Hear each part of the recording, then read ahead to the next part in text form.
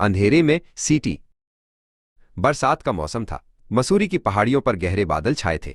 शाम के 7:30 बज चुके थे और बाजार से होटल तक का रास्ता बिल्कुल सुनसान पड़ा था। मैं आकाश अपने छाते को सिर पर ताने चल पड़ा। हवा इतनी तेज थी कि छाते की डंडियां कांप रही थीं। सड़क पर पानी की धाराएं बह रही थीं और कहीं कहीं कीचड़ जम गया था। सड़क के दोनों ओर देवदार और चीड़ के पेड़ अंधेरे में ऊंचे ऊंचे दैत्य जैसे लग रहे थे।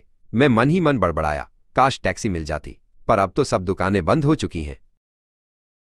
सन्नाटा इतना घना था कि अपने कदमों की आवाज भी डराने लगी। डर को दबाने के लिए मैंने सीटी बजानी शुरू की। धुन कोई फिल्मी गीत था, शायद ओ सजना बरखा बहार आई। मुझे लगा सीटी से हिम्मत मिलेगी, लेकिन तभी मेरी धुन के बीच एक और सीटी सुनाई दी। मैंने सीटी बंद कर दी, पर दूसरी सीटी जारी रही। वो धुन अजीब थी, जैसे कोई पुराना भूला हुआ लोकगीत।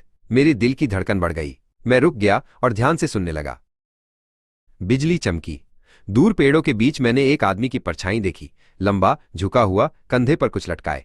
वो धीरे धीरे मेरी ओर आ रहा था और सीटी बजा रहा था।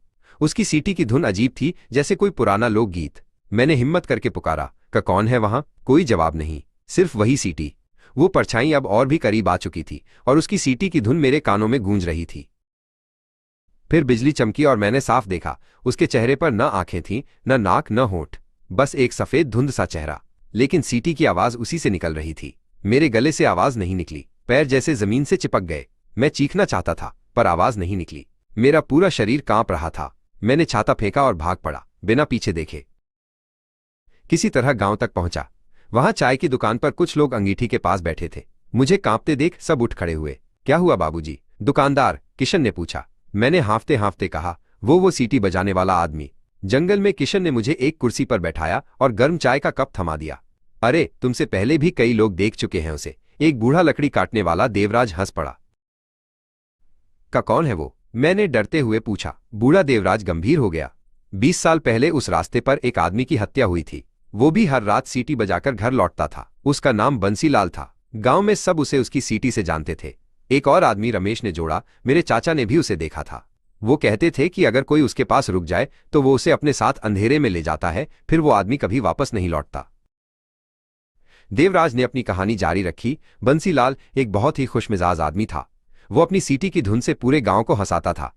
वो हर शाम शहर से लौटते हुए वही धुन बजाता था, ताकि उसकी पत्नी समझ जाए कि वो घर आ रहा है। एक रात कुछ बदमाशों ने उसे लूटने की कोशिश की। उसने विरोध किया और उन्होंने उसे बुरी तरह मारा। उन्होंने उसे इतना पीटा कि उसका चेहरा पहचान में नहीं आया। फिर उन्होंने उसे जंगल में फेंक दिया।